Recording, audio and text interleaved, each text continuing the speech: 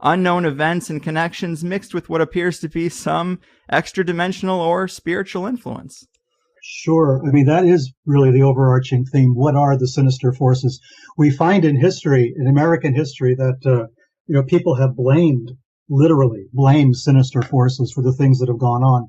I took the title from Al Haig. Alexander Haig had said that the sinister forces were responsible for that 18.5-minute gap on the Oval Office tapes. And I thought that was a really interesting perspective. What are those sinister forces? Al Haig at one point was running NATO. He was our national security advisor. At one point, Al Haig was trying to take over the White House when Nixon was considered to be either too ill or in the midst of the possibility of impeachment. So here's one of the most powerful people in the United States government, in the 1970s, talking about sinister forces. And I thought that's interesting. And then, of course, we had Douglas MacArthur talking about sinister forces coming from some other planetary galaxy, and screwing with us. So I wanted to know what those were. What did people mean by that? And like most Americans in the 20th century, when I started, we came out of this environment where science was everything. Science was perfect. Science had the answers to all of it. Right. But science, for me, only answered half of the equation. There's something else that's essential to the human experience. And science is great for analyzing material phenomena, but it's not very good in answering the big cosmic questions. Why are we here? And what is our purpose? Do we have a purpose? Life after death, and thousands of other things.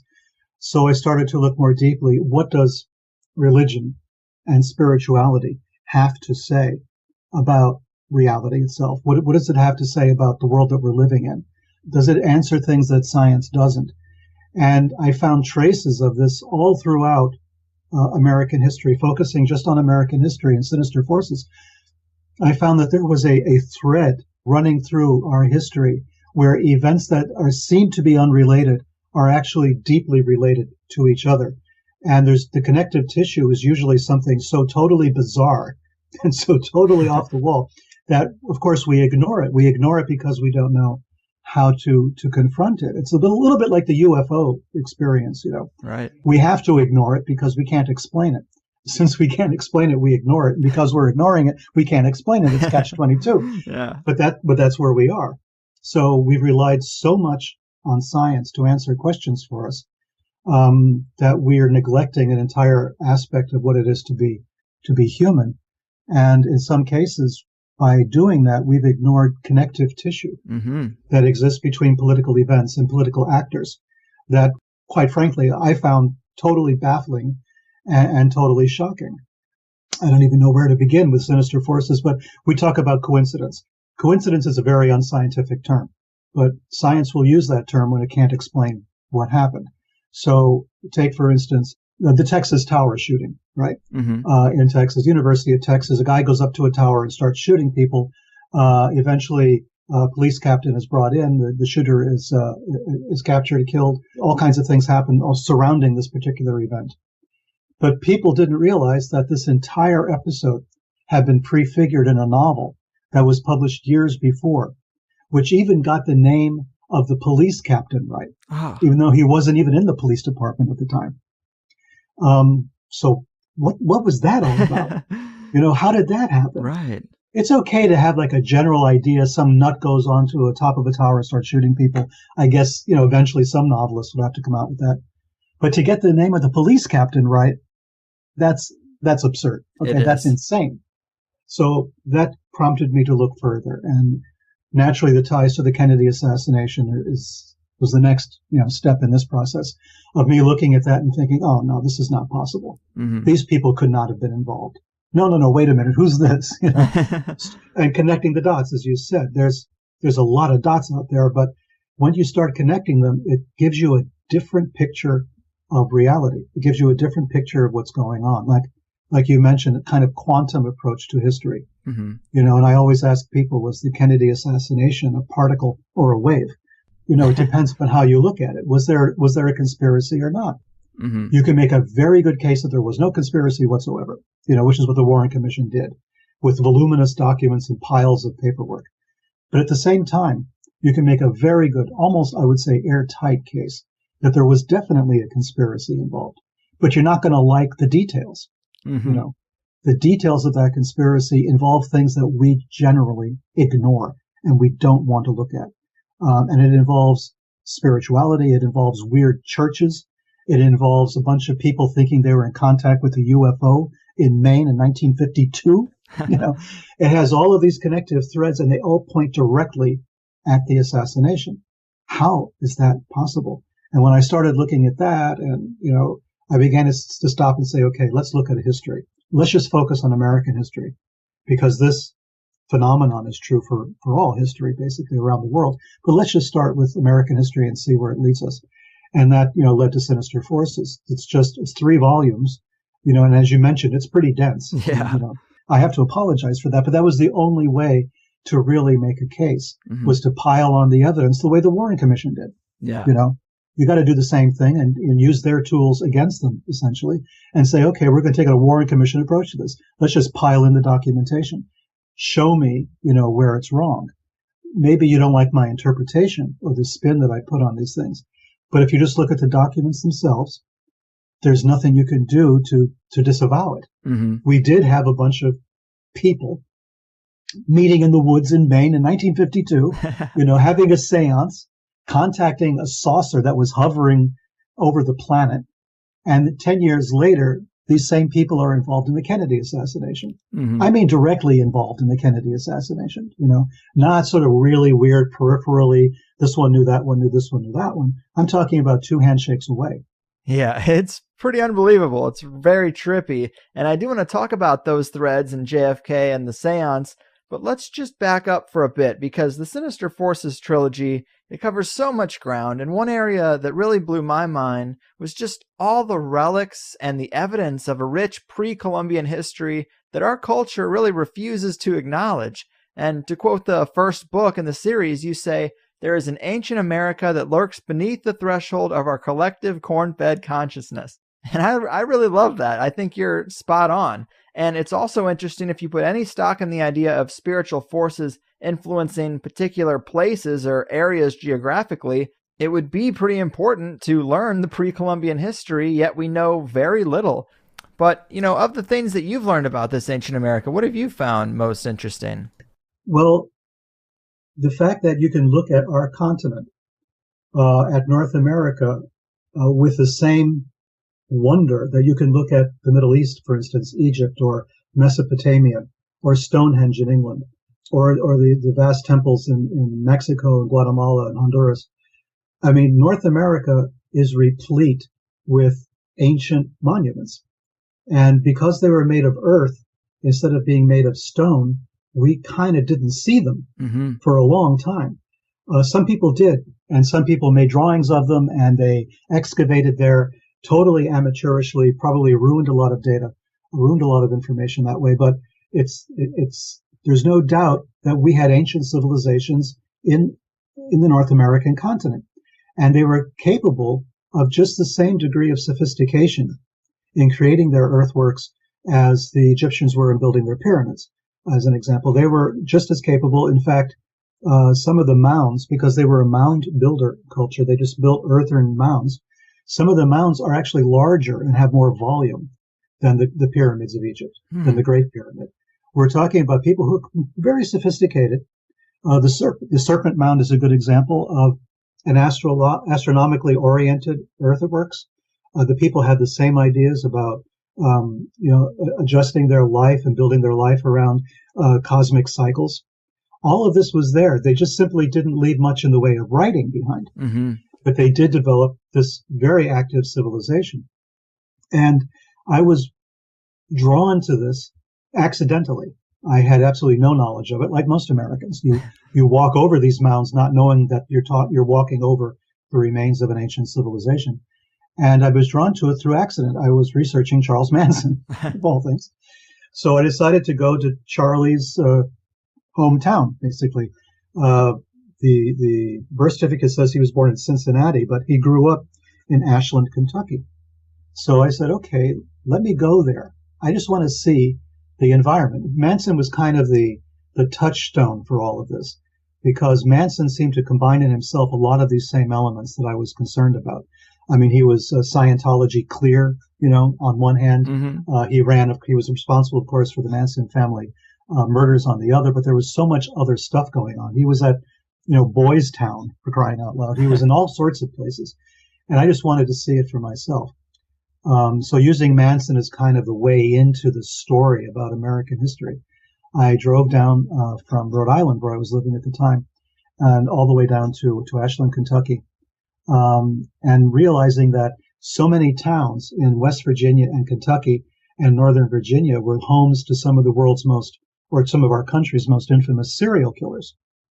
And I thought, well, that's something weird right there. Let me just soak in the atmosphere, see what this is all about. Maybe it's the water, So I drove to Ashland, and right in the middle of the town where Charles Manson grew up, went to school when he went to school, and all the rest of it, is a park. It's called Central Park, and in the middle of the town there are these Indian burial mounds. I mean, they're large enough that they're quite visible. They're quite obvious, and there was a plaque there saying that the mounds were actually excavated by a Boy Scout troop or some damn thing. And I'm thinking, what is this all about? So I start researching the mounds, and as I'm researching the mounds, I become aware of the Adena culture, this ancient culture that was there in that part of the world, that was very concerned with religious rituals surrounding these mounds. And I'm thinking, wow, Charlie grew up playing on these mounds, playing on the remains of the civilization. Mounds that were used either for burial or they were used for religious purposes, aimed at the stars or whatever. Yeah. And I'm crawling over these mounds myself. I'm saying, what is this all about? And then I noticed there's this strange house. It's a huge brick house. And on the top of the house, there are these two cherubim. There's two cherubs, like you find on top of the Ark of the Covenant. Right. And these are on top of the roof of this house. And I'm thinking, well, that's bizarre. And they're really weird looking eldritch sort of figures, Mm-hmm. They're griffins or something, and they're very strange, and they're positioned like they would have been on the Ark of the Covenant. And the two angels on the Ark are the mercy seat. God was supposed to come down and sit in the middle of that. And I'm thinking, well, let me research this a bit more. And evidently they moved this house entirely, the entire vast house. This is not a small building. This was a big apartment house when I was there. They moved the entire thing so that it would be kind of in line with these burial mounds. And I'm thinking, how weird is this? This is Ashland, Kentucky. This is Chuck Woolery's hometown. This is Naomi Judd's hometown. Yeah. I mean, what is this all about? And, that started me off on this whole thing. What are the mounds about? What is the association? And then I found that there were mounds involved underneath some of our biggest prisons in the Midwest. In Moundsville, West Virginia, is where Squeaky Frumpy was, one of Manson family's members, her most prominent member, perhaps, after the ones who were arrested. She was arrested for the attempted assassination of Gerald Ford, Squeaky, and she wound up in a prison on top of one of the other mounds.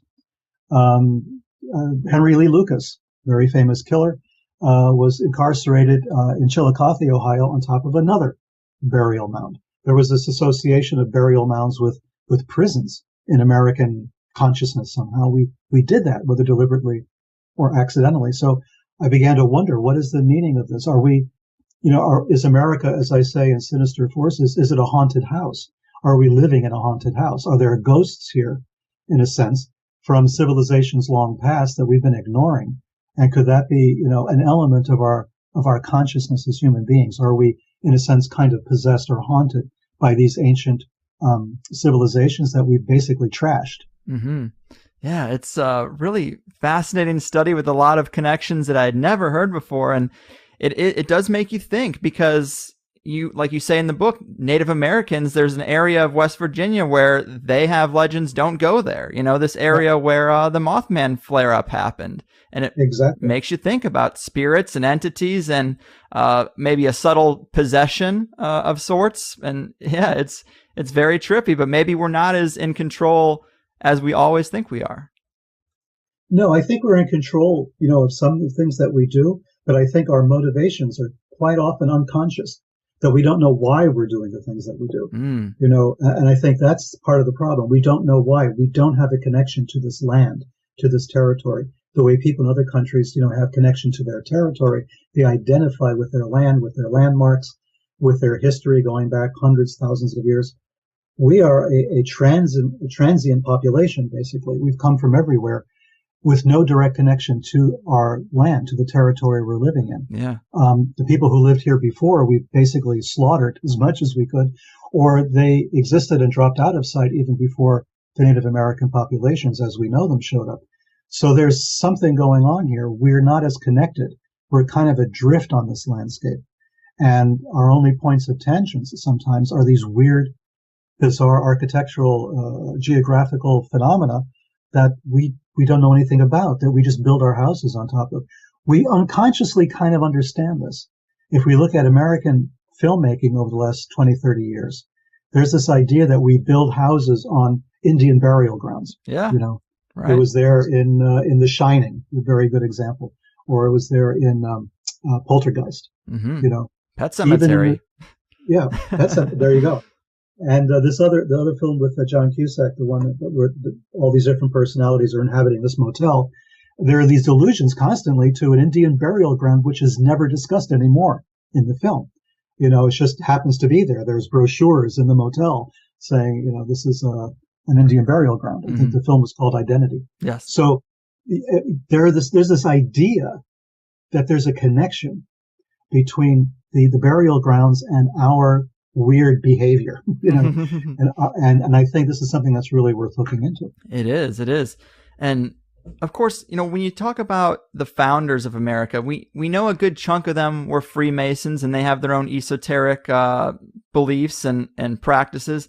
And then we start reading about their interest in alchemy and ceremonial magic, and we've had people write huge books on the geomancy and occult symbolism of Washington, D.C. When you look at it, there's a lot missing in the official story here, wouldn't you say? Oh, definitely. Because we're talking about what I think it was James Webb called rejected knowledge. Mm-hmm. And even though it's rejected, it was still there. We can say that, there's nothing to alchemy, that was superstition. But, the governor of Connecticut in the 17th century had a huge library of alchemical works, more than 250 volumes on alchemy. You didn't even know there were that many books on alchemy, right? Right. But he had 250 books on it. Cotton Mather, who was present at the Salem witchcraft trials, was learned in alchemy. He had friends in the Royal Society who were alchemists. There was a lot of correspondence going back and forth on this subject. Of course, Isaac Newton was very involved in alchemy through all of his life. So it was part of being educated, was to be educated in these ideas. We had alchemy, we had governors, and we had people prominent in religious life, and in political life in our country in the 17th and 18th centuries who were extremely involved with alchemy, but also with ideas like ceremonial magic, which, according to some authors, was not quite that different. Cornelius Agrippa, one of the most famous magicians who wrote books of occult philosophy, the 3 books of occult philosophy, wrote extensively about ceremonial magic.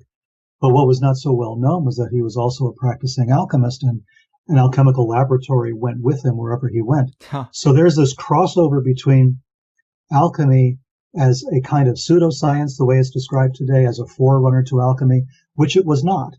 Alchemy had its own reason for being. It had its own character. It was it's hard to say it was a spiritual practice the way we understand it today, because we've compartmentalized so much information to the point where nothing's related to anything else anymore. But to those people back in the Enlightenment era, everything was connected. Everything was an iteration of something else. You could use religion to discuss science. You could use science to discuss religion. There wasn't that strong a demarcation between all of them. So alchemy then became, for me, because I've written about alchemy a lot recently, is a very scientific approach to the idea of consciousness.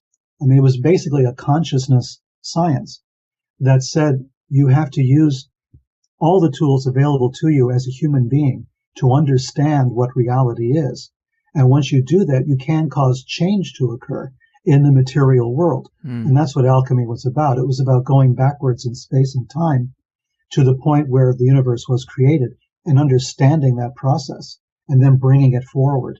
It's a very sophisticated approach to understanding reality. And we've kind of thrown it out because it's not chemistry, Yeah. it's not physics, but it was chemistry, physics, biology, and a lot of spirituality, what you might call spirituality, psychobiology, let's call it, all mixed in together, a very, very advanced kind of knowledge, and we rejected it. By the time of the 19th century was coming around, the only people who were focused on that would be people who were creating religious cults. So you had Joseph Smith, also very involved in studying alchemy, the man who created the Church of Jesus Christ of the Latter-day Saints of the Mormons.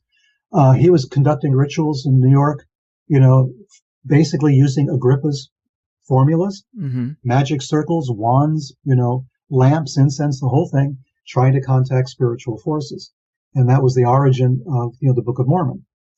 So jump forward 100 years, and you have L. Ron Hubbard doing the same thing in the California desert with Jack Parsons, using the same rituals that Joseph Smith was using. Man. So, this is the American religious experience has its roots in ceremonial magic. Yeah, it definitely does. And you see all these allusions to it early on, but what do you think about these beliefs and traditions? Are they still intact among parts of the political elite in this country? Oh, I think they are. We have a kind of a problem in our country, the way we understand things. We know legally in the Constitution there is separation between church and state. That's a legal thing, right? Yeah. Where Congress can make no law affecting religion, right? So that's fine. But that doesn't mean that our politicians have no religion. Our politicians, America is one of the most religious countries on the planet. And people don't realize that. If you've traveled abroad a lot, if you travel to Europe is not a religious country. They have a lot of religious architecture. They got a lot of churches and stuff like that. But the people themselves are basically not religious. Right. They're not that religious, right? They're amazed at America, at our obsession with religion in this country. So you have politicians, you have political leaders who hold very strange beliefs and who don't talk about those beliefs except in the most general way. Oh, I believe in Jesus or something just to make everybody happy. Yeah. But basically what they really believe is sometimes is very strange. And we're electing these people and putting them in positions of power where they may, act in accordance with these very strange beliefs. Ronald Reagan was one of them. Reagan belonged to the same denomination, the same religious sect that Jim Jones belonged to, the guy who was responsible for Jonestown and the Guyanese massacre. They belonged to the same denomination. It was an apocalyptic denomination, an end of times focus. That we're living in the end of times. The world's about to be destroyed. We're a breath away from mutually assured destruction. And we elect this guy as president of the United States who goes up against the Soviet Union. In his heart of hearts, what was he thinking? Was he thinking, oh, hell, if the world ends, that's fine because that's the way Jesus wanted it? Yeah. Thanks a lot. Right. Can we vote on this by any chance? And this is, we have this. Those are the obvious examples, like Ronald Reagan and Jim Jones being co-religionists, if you will. But there's other more subtle ideas as well, and Freemasonry is one of those things that exists everywhere in government. We have had so many presidents who were Freemasons, and not just minor level Freemasons, but high level ranking Freemasons. Gerald Ford, being one of them, just to bring him back up again. Right. Here was a guy who was, high up in the Masons. We've had senators and congressmen, and people will say, well, it's like a boys' club. Yeah, except that it's a boys' club with magical rituals, right. with ritual initiations. And it's not the kind of initiation you might find at a hazing, at a frat house someplace. This is some serious stuff. True. This is memorizing huge amounts of text that you have to recite. This is going through really spooky rituals. Just the first 3 degrees of Freemasonry alone are talking about, sort of death and resurrection, in a very spooky sort of ceremony. And then you start adding the other degrees on top of it, the Rosicrucian degrees and the Knights Templar degrees and all of this. And you are bringing in not only the consciousness altering rituals themselves, but you're bringing in a whole kind of weird history that connects that American politician with ancient Egypt, with the Temple of Solomon, with the Knights Templars who were, suppressed by the Catholic Church and massacred, with the Rosicrucian Society. You're building a whole different historical frame of reference that is outside the mainstream. Right. That regular historians don't write about. They don't see a timeline connecting all of these events. Yeah. But that is exactly what a Freemason of those high degrees would have to, if not believe. They've been exposed to it in a very emotionally charged way. Yeah, definitely a worthwhile thing to draw some attention to. And, if we're going to talk about occult influences in early America, you had mentioned the Salem witch trials. They're worth a mention for several reasons, but talk to us about this saga and how it might be connected actually to the UFO phenomenon. Yeah, it is very strange, I think. We were taught in school, or I was anyway, back in the 20th century, many decades ago. We were taught all the, Salem witchcraft trials. It was hysteria. It was like basically the McCarthy era, which was referred to, of course, as witch trials also. In the 1950s is when I was going to school. Sorry about that, but that's true. And it was the time of the McCarthy era, right? So, we were looking for communists. It was like looking for witches. It was the same thing.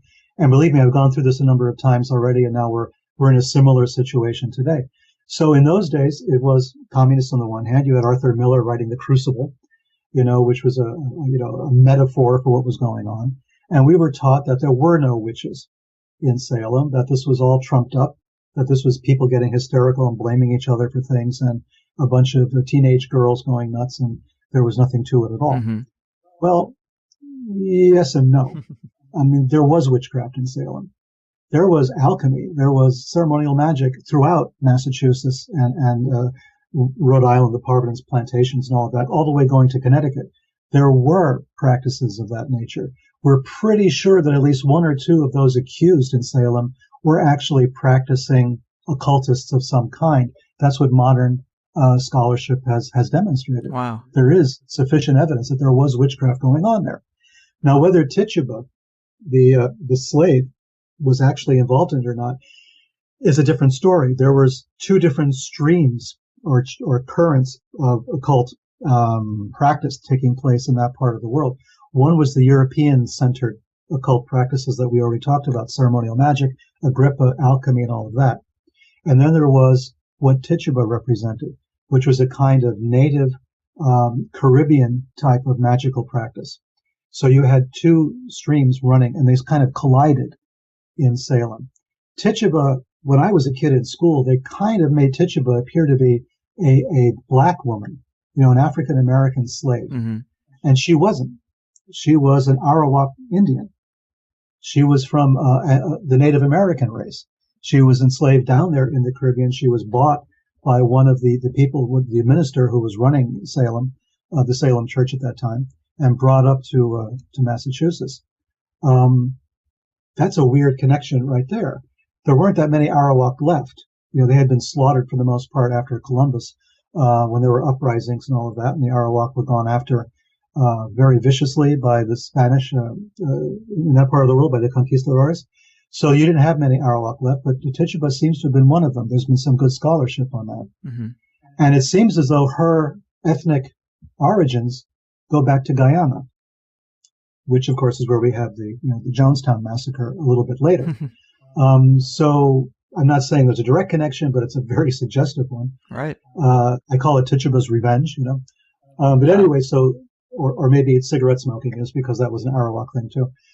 But Tituba then is in Salem, and when she's being questioned, and remember, Tituba started all of this, right? It was Tituba's talking about voodoo dolls, right? Making puppets to affect other people through sympathetic magic that supposedly started this whole Salem thing. Tituba was not executed at Salem. She lived a long life after Salem. She was thrown in prison. She was eventually released when the governor of Massachusetts got disgusted with the whole thing and said, enough is enough, because now you've claimed my wife as a witch. Okay, we've gone far enough here, boys and girls. So she was released, actually. I think she got married and, went on her merry way, which is one of the things we don't hear about Tituba. But when she was being interrogated, and she was being interrogated about how she went to the meetings of the witches, the kind of occult rituals they would perform and all the rest of it, she kept referring to the man in black. It would be the man in black who would come to fetch her. The man in black was the messenger. He was the person who brought people to the witchcraft ceremonies, such as they were, whether they were sabbats or esbats or however they defined them in those days. Tituba claimed it was the men in black who were doing this. I was startled to find that reference in a document, going back to 1692. Yeah. It's very, very bizarre. It is. But there she is talking about the men in black, 1692, 1697, up to that point of time. And, the idea of witches flying through the air, the idea that they could, dematerialize in one place, materialize someplace else, sort of a manifestation of quantum entanglement somehow, or non-locality. These very sophisticated ideas are coming out of Tituba. And the man in black, motif then would be forgotten for maybe 200 years or almost 300 years after Tituba, and it would only reappear again in the 1940s, 1950s, where the men in black then suddenly show up around the time of UFO experiences, and they're there they dress in black, they show up, they question, witnesses, and they disappear. And they're always a little bit out of sync with everyone else. They're driving cars that are, 20, 30 years older than, modern vehicles, and they're dressed oddly and all the rest of it. Right. And Tituba declared that these men in black would dress oddly. They were in black clothes, but they were not period clothes of that period. I mean, there was enough information there that led me to believe that maybe she was talking about something very real, that maybe there was a real experience behind Salem. Academics will say, well, there were economic issues involved. There was this, no, that's probably true. But there was a triggering event. There was something really deep behind it. The idea of spectral evidence, where a girl could go hysterical in the courtroom and claim to see a devil, bothering somebody or possessing someone else. And of course, no one else saw it. Cotton Mather himself eventually got disgusted with the whole thing and said, this is wrong. And Cotton Mather was was quite a conservative Christian, let us say. But when it came to the Salem witch trials, he threw up his hands and said, it's not real. But nobody said that Tituba was lying. Nobody claimed that Tituba had made anything up. The girls, yes, probably, for the most part. But there were some people who were arrested at Salem who were involved in occult practices, and of that we know now to be true. Therefore, did these occult practices involve things that we would consider today to be UFO related? Yeah. Another interesting parallel is bruises and marks on the body. That jives with the UFO abduction phenomenon too. I found that pretty interesting. Oh, sure. Absolutely. There was, the idea that there might have been implants, there might have been body parts or, surgeries taking place on people. There was definitely there's a motif that runs through history.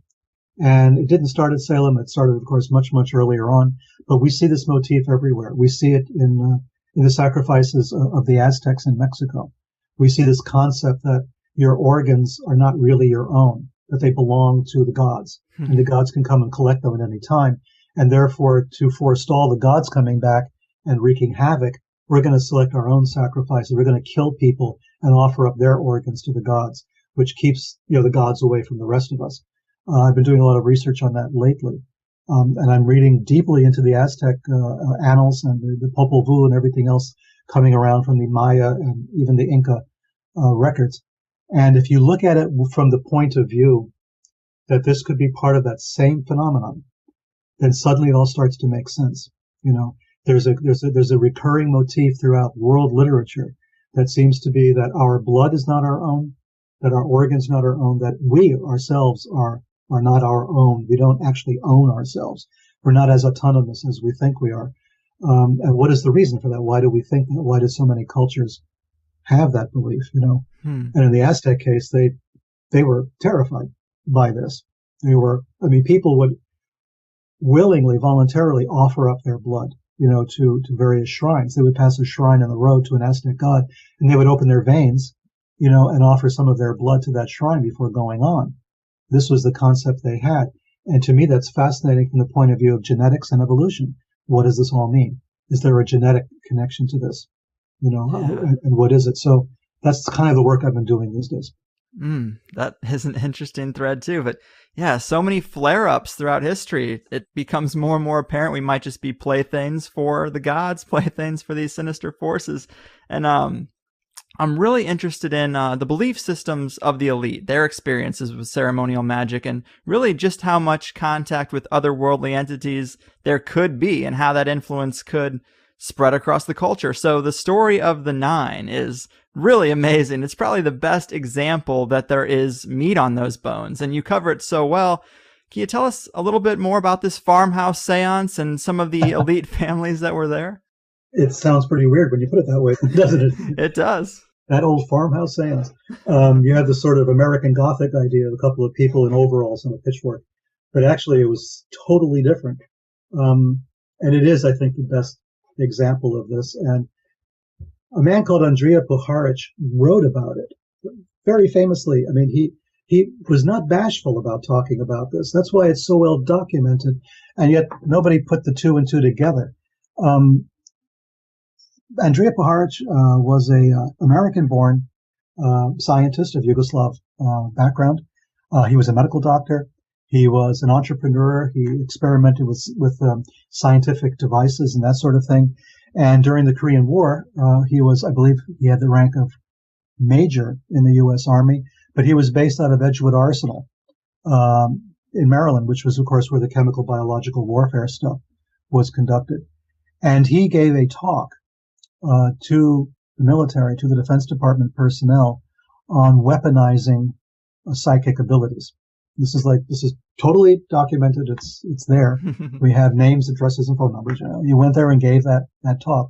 He was very much involved in the study of paranormal phenomenon, and he was a friend of Henry Wallace, who at one point was Vice President of the United States, Secretary of Agriculture under Roosevelt. Henry Wallace, of course, was a friend of Nicholas Roerich, who was the famous Russian psychic and artist and medium who, went on vast travels through Tibet and Asia and places like that, and who had actually seen a UFO back in the 1920s or 1930s, I believe. So this Andrija Puharich, as I say, was fascinated with the paranormal, fascinated with psychic abilities. And he gathered around himself a group of friends and fellow travelers, you might say, that he called the Round Table Foundation. And he had a seance. This was in 1952. Remember, 1952 was the year of the great UFO overflight Washington, D.C. in July of that year. Well, a little later on, Puharich has the seance. And the person who was the medium was a Dr. Vinod from India, who was a very prominent, actually, member of some of the world religious organizations. And I was in contact with the family a few years ago because I was desperately trying to find out more about this guy. And they were insisting he wasn't a medium at all, but he was very religious. For some reason, he acted as a medium with Puharich. And as a medium, he had conducted the seance to which a very strict number of people was invited. And the people who were invited involved Arthur Young, who was one of the inventors of the Bell helicopter during World War II. After the war, he dropped out of the engineering business and went straight into full-time research on the paranormal. Arthur Young and his wife. His wife is Ruth Forbes Payne Young, which is a lot of nomenclature there, but I'll explain that in a bit. Also, there was a DuPont and an Astor, members of the DuPont family and the Astor family. We had basically a blue blood American royalty sitting around a seance table, in the forest in Maine. And they were allegedly, according to Puharich himself, they were contacted by a group calling itself the Nine that was evidently living on a spaceship hovering over the planet. And they were proving their existence and their intelligence by solving a mathematical equation for Puharich, which he later verified was true. And then they went on to discuss, plans for the planet, how the people have to get together and solve some of these problems, and that the 9 people sitting at that table were the 9 who were just like them, called the 9. There were 9 astral entities, or whatever you want to call them, extraterrestrials, and there were 9 humans. And those 9 and the 9 on the ground were now united. They were linked. And the 9 people on the ground should go out and, conduct themselves accordingly and cause change to occur in the world in general. Damn. They had their marching orders from this spacecraft entity speaking through an Indian medium. And they took this seriously. Okay. This was a very serious thing that they did. Arthur Young and his wife, of course, the rest of their lives were involved in paranormal research. Arthur Young wrote a number of books. He understood that beyond the scientific ideas of the time, there was one that was neglected, which was the scientific idea of the process of how things happen. He had a 7-stage process formula that he used. He wrote the geometry of meaning. He wrote the theory of process. He was very involved in that, kind of combining, metaphysical ideas with science. That was Arthur Young's forte. One of the DuPonts became very prominent in other psychological and spiritual organizations. The Astor herself was related to the famous Astor family of the Waldorf Astoria. She had a lot of connections to occultism and occult practices also. And the list goes on and on. Mm-hmm. That's 1952. Arthur Young, as I said, is married to Ruth Forbes Payne Young. That's because Forbes was her maiden name. This is the same family that gave us John Kerry, right? This is the Forbes, Forbes magazine. It's the same Forbes family. Right. This famous, wealthy, influential family. She's part of that. She married a guy called George Lyman Payne, who was a Trotskyite out of California. She divorced him and then married Arthur Young. But she had a son by her previous marriage to George Payne, and that was Michael Payne.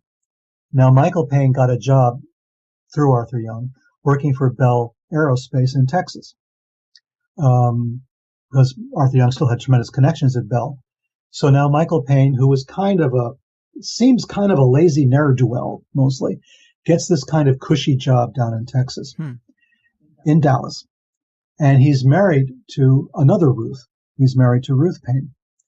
And Ruth Payne wanted to study Russian. She was a Quaker. She studied folk dancing. She was into a lot of different things. And at one point, she was introduced to Lee Harvey Oswald and Marina Oswald, introduced by George de Mohrenschildt. Now, all of you Kennedy researchers know exactly who I'm talking about in this discussion. Ruth Payne opened her home to the Oswalds. Marina Oswald lived with Ruth Payne for a while. The idea is Ruth would teach her Russian. That, for some reason, Ruth Payne was desperate to learn Russian, which was an uncommon language to be obsessed about in 1963. And at any rate, so she's living there with the kids and everything else. And Ruth Payne is the one who helps Lee get his job at the Texas School Book Depository. Wow.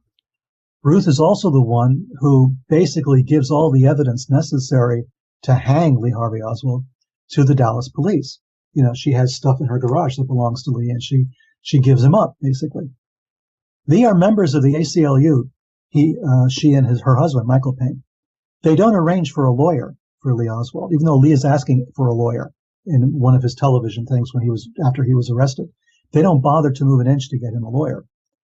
And later, of course, there's a famous photograph of Marina Oswald, Marguerite Oswald, Lee's mother, and Ruth Payne sitting in Ruth Payne's home, with the Dallas police and the FBI, and they're, spilling their guts basically on this whole thing.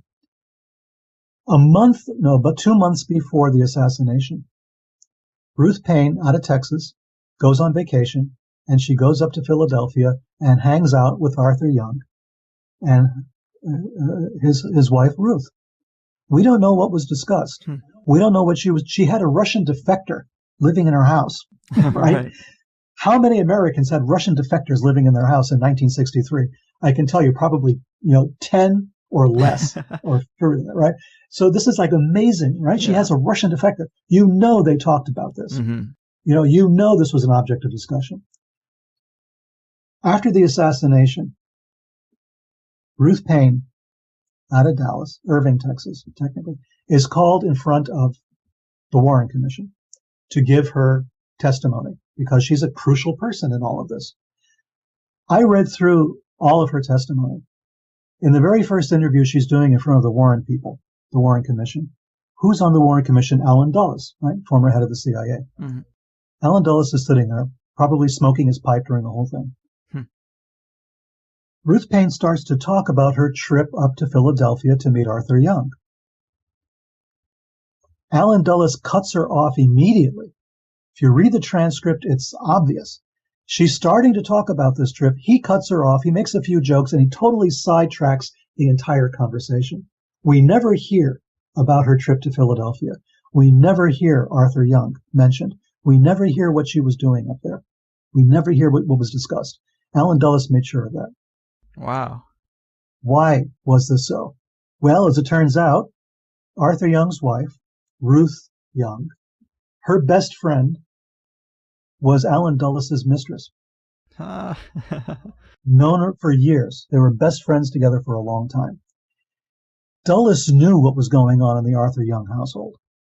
You know, there couldn't have been no doubt about that he knew something really explosive was involved here, and he made sure that Ruth Paine did not discuss it in front of the Warren Commission. And she never did. And she hasn't since. She has not discussed what happened during that vacation to visit Arthur Young. What she discussed about Lee and Marina, and how she came back down, got Lee the job at the Texas School Book Depository, and the rest is history. But here was the 9 in operation, you know. Yeah, it's such a fascinating connection, and so many people have studied the JFK conspiracy, and you very rarely hear about this really interesting connection with the 9. And if these people were supposed to be kind of soldiers of these entities' agendas, do we see the threads go out to any other events besides this interesting connection to the JFK thing? Well, I mean, the JFK has more connections back to the 9, actually, which are also, you know, completely unbelievable. I mean, just the fact that George de Mohrenschildt was a friend of one of the famous mushroom scientists, a guy called Wasson, who was on the trail of the magic mushroom in Mexico. Wasson was reporting back specifically and directly to Andrija Puharich, the leader of the 9, on the experiments that he was doing in Mexico with the mushrooms. In fact, he was supposed to be conducting psychic telekinesis and ESP, experiments during his time in Mexico, back to Andrija Puharich, who was then still in Maine. There was supposed to be this conversation going back and forth telepathically or something, which Wasson screwed up because he got totally stoned on mushrooms, which is understandable, I guess. Right. But anyway, so Wasson goes back, and this whole idea of psychedelic mushrooms, of psilocybin, and all of this becomes a major issue. He has a full-page, photographic spread in Life magazine, and all of this. Wasson becomes the guru of magic mushrooms. His name, address, phone number was in George de Mohrenschildt's address book when he committed suicide, when he was getting ready to testify in front of the House Subcommittee on Assassinations. Right. So evidently, according to the story, he committed suicide with a shotgun, and they found his address book, and Wasson's name was in it, which indicates a connection back to the 9 with de Mohrenschildt, who also, of course, was involved as some kind of a confidential informant for CIA and everything else. And most recently, in the Hitler Legacy, I talk about this. I found this very strange coincidence as well, that de Mohrenschildt, when he was in Yugoslavia in the 1950s, was accused of spying for American intelligence, but he was there under the aegis of the forerunner of the U.S. AID program, which was a strange little operation that was created by John Foster Dulles, which was supposedly an international aid operation operating out of the State Department, but which functioned as a front for CIA or intelligence activities in other parts of the world. George de Mohrenschildt was involved with that, and it seems as though there were connections back to Oswald, connections back to a couple of other very unsavory people that I researched in Asia, who were also part of the same operation. So there's a lot of very strange stuff going on there. But then there's the other coincidence, the one that I couldn't believe, really, when I came across it. And I had to read it a few times to think maybe I was seeing things or imagining things, and I wasn't. It doesn't make sense even to this day if we think in purely linear terms. where space-time is concerned. Mm-hmm. And that is that there was a Belgian mystic who won the Nobel Prize for Literature, 100 years ago. And his name was Maeterlinck, Maurice Maeterlinck. He wrote a number of novels. He wrote plays. He was involved with Stanislavski in Moscow. Stanislavski, of course, invented the famous method of method acting. And he wrote a play called The Cloud That Lifted. It's a play that's probably never been performed in the United States, or maybe it was once or something. It was not one of his most popular plays. And in The Cloud That Lifted, he writes about the assassination of a political leader, about the number of shots that were fired, which nobody could really recall how many bullets were actually fired. The bullets were fired from a grassy knoll in front of this political leader. And it was fired by a guy whose name was Alec and who might have been working for Russia. All of these details are in a play that was published before John F. Kennedy was even born. Wow. It prefigured the entire assassination, even to the point that Alec is mentioned because Alec Hidell was Lee Harvey Oswald's alias. That's how he bought the rifle that he allegedly used to shoot the president. He was Alec, and he was called Alec in Russia when he was a defector living in Russia. So the whole thing is prefigured in this play, written by a guy who was a mystic, by the way, who believed in astrology and mysticism and seances and all the rest of it, and won the Nobel Prize to boot. Here was a guy who also wrote a play about the bluebird of happiness. You know, this idea of the bluebird of happiness, this concept comes from him. And in his play, which is really strange, and they did make a film out of that with Jane Fonda, among other people, there was this, there were these kids, and they're going on a trip to find the bluebird of happiness. They're going through the forest, and they're encountering all sorts of strange people. But the idea of political conspiracy is in this story. The idea of mind control, of altering reality is all there.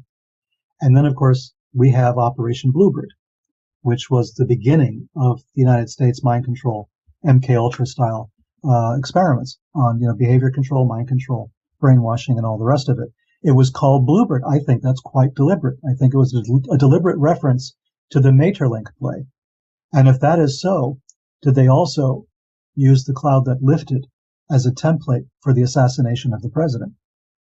Man, yeah, that is so weird. And we do see it time and time again, also with that story you mentioned at the beginning of the show, these strange syncs between media and art and real-life events. Another case of it would be with the sinking of the Titanic and the book that was written earlier about the Titan. Yep. I mean, the story is almost the same, and the name, the Titan, you couldn't really get much closer. Sure. And I know we're getting down to the wire here. Another thing I'm curious about, and I know better than to flat out ask you about your own experiences with ceremonial magic or rituals or the Necronomicon, but you have talked about paranormal experiences as a teenager that validated there being something else in the world. Is there any advice you can give to listeners who are interested and accept these kind of ideas intellectually but haven't ever interacted with it on a personal level? Any thoughts on how to best coax out an interaction of some type? Wow. Let me think for a second. Sure.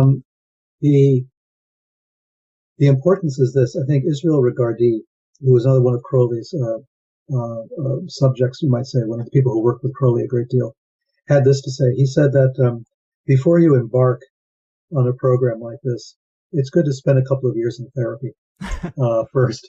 And there's a reason for that. He wasn't being glib. He actually meant it. And he meant it because you don't know what your motivations are for wanting to experience the paranormal, and you don't know what your vulnerabilities are.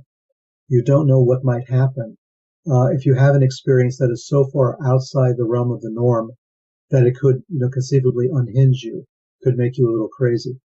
Mm-hmm. And I think that that's very good advice. I think people who are drawn to this subject might be drawn to it for some of the wrong reasons. And wrong is a judgmental word, and it's not really the way I want to put it out there. But it could be because of a vulnerability in your own psyche that you're trying to redress without really knowing about it. This is very potent emotional and psychological material, or it can be.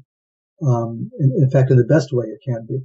But it means that you're going to be taking risks and playing a little bit fast and loose with your own consciousness. And if you're not really strong psychologically, it could be enough to tip you over. You could become obsessive. There have been, even Crowley writes about cases where people have become obsessive by studying magic, and all kinds of wrong things have happened. I've known people, that's happened to, that they get involved in this thing and they think that suddenly they have the secrets to the universe, but at the same time they're being pursued by, faceless demons who want to eat them. And, that does exist in a theoretical sense, but it can be handled, it can be dealt with. But when the fear reactions start to take over, then you lose objectivity and you lose power over your own mind. And that's the thing you really want to avoid. I think it's something you go into gradually. Mm-hmm. I was a kid when this happened. There was no idea of going into anything gradually when you're a kid, when you're a teenager. Right. And so you just sort of go into it, and you don't know. You had no teachers. You had nobody to tell you what to do. And you have these experiences. And in a sense, I wish I didn't have them. If I had not had them, I probably would have led a pretty normal life up till now. But it was having them while I was in high school, and then going into high school and studying chemistry and biology and physics, in a high school academic program, and realizing the two things didn't match, that basically made me question everything. And questioning everything is not a comfortable place to be if you want to progress in society. You've got to buy into a program and stick with it, right? You've got to become an insurance salesman or something. And that door was closed to me once I had these experiences. As much as I try to ignore them at some times and forget about them, it was still there. I saw things that should not happen, that should not really exist. And that is what led me into understanding there were secrets, and there were other people like me who might have had the same experiences or something similar, who then pursued this study much more aggressively than I did, and maybe in a different context, maybe in a military context or a political one or a scientific one. So it made me realize that there are people out there with some shared experiences who look at the world in a different way. And should we be afraid of these people? And I'm still not 100% sure on that, and I can't give you an ultimate answer. We should be afraid of some of them. Yeah, probably.